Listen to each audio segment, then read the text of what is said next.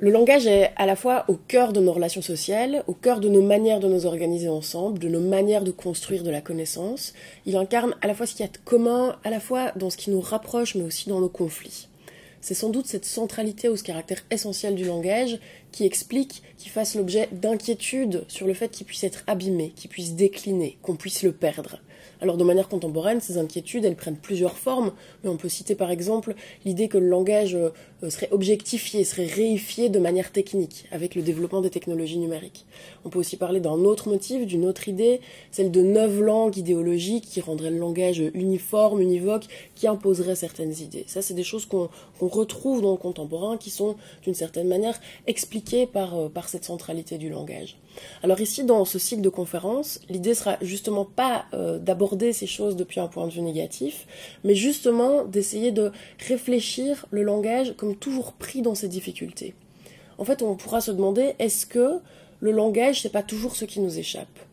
Est-ce que parler, c'est pas toujours faire l'expérience de l'impossibilité de la maîtrise? Et donc ici, on va partir de ce principe.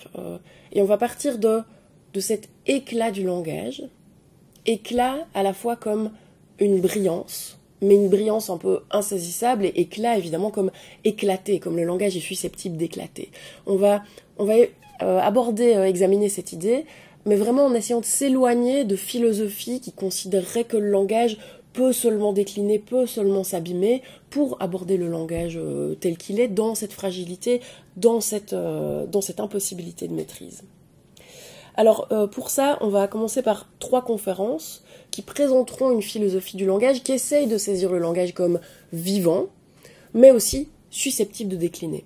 Alors on va parler des thèmes de la modernité, du supposé, on pourra questionner ce qui se passe exactement, du supposé péril technique de ces 9 langues idéologiques. On va parler de tout ça avec Walter Benjamin, qui est un philosophe du XXe siècle, qui a parlé de beaucoup de choses et du développement de la modernité, et notamment du langage.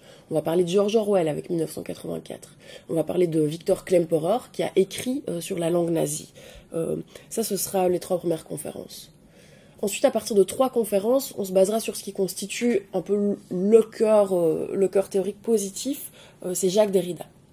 Jacques Derrida, c'est un philosophe français de la deuxième moitié du XXe siècle, qui a notamment parlé du langage et qui, ici, nous permettra de saisir le langage, justement dans cette fragilité, dans cette impossibilité de se l'approprier. On va l'aborder à partir de une des notions que Derrida a énormément travaillé, c'est celle d'écriture. Derrida, il dit « Tout langage est toujours écriture ». Qu'est-ce que ça veut dire?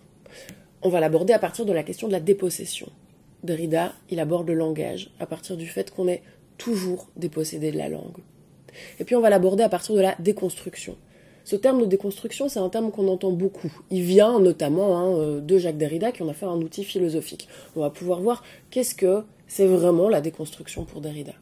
Et donc à partir de tout ça, l'objectif ce sera de réfléchir ensemble. Je vous proposerai une réflexion sur cet éclat du langage, éclat comme l'insaisissabilité du langage, comme le fait que le langage est ce qui nous échappe, qu'on ne peut pas maîtriser. Et à partir de là, je vous proposerai une réflexion à partir de Derrida sur tous ces enjeux contemporains.